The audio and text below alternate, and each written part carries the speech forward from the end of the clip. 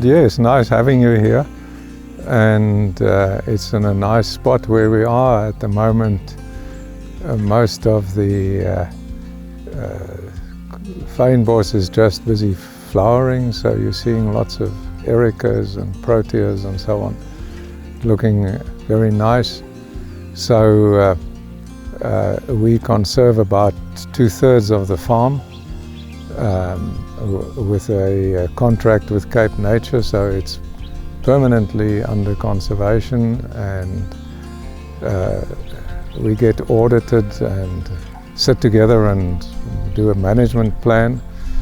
And the big threats are invasive alien species, and they're a problem first of all because they're invasive and they overgrow the natural plants, and they threaten the biodiversity.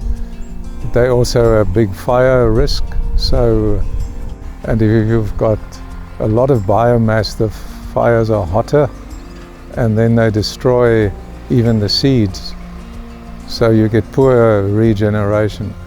The other reason to get rid of the invasive aliens is because they are bigger, they drink more water, and therefore we get less water running off into the streams.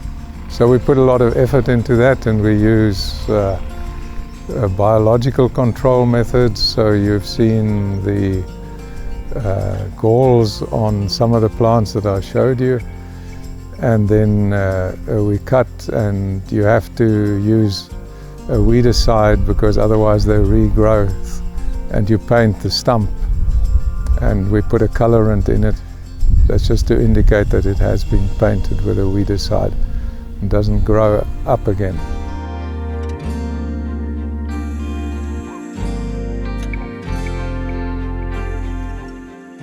The farm goes back to my great-grandfather, so that goes back to 1896. About 2 months ago, my son-in-law went for a ride on his mountain bike in the evening, and within 50 yards he connected to a leopard, so that was quite exciting for him. In the end, the different species are interdependent, and so it's not a question of trying to keep one particular species, it's trying to protect a system.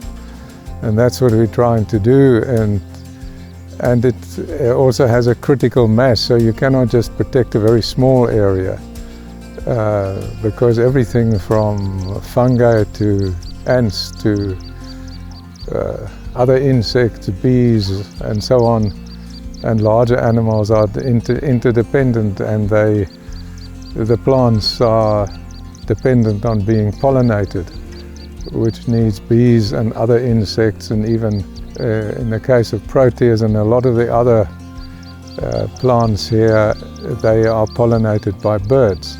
So it's about having a system continuing, and therefore we've not just conserved the mountain but also the different soil where we are now standing, because we're now standing on what is called Bokkerveld shale. So, whereas if you look at the mountain, it's a white grey stone which is called Table Mountain sandstone, so it's a different geology. And in the different soil, different geology, you have different plants and different animals. And we have a corridor that connects with the next farm below us, which is Tandig, and they also have a conservation area. So that gives you a sort of critical mass and allows movement of the different species.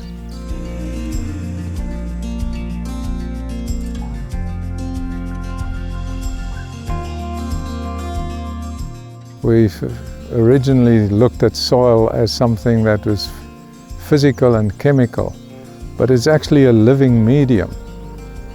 And that's very important to understand that. So you have fungi and insects and various other things that are alive in the soil and that contribute to the growth of the plants. Say 20 years ago, there was a practice of ploughing up, sowing between the vineyards and then ploughing it in. We don't disturb the soil anymore, and we plant plants that make a contribution, and so therefore we use compost and we use wood chips from the aliens to cover the soil, to keep it moist, and things like Japanese radishes which break up the soil. They are just left to decompose and to create a better medium for growth for everything. So there's not bare soil in the vineyards anymore.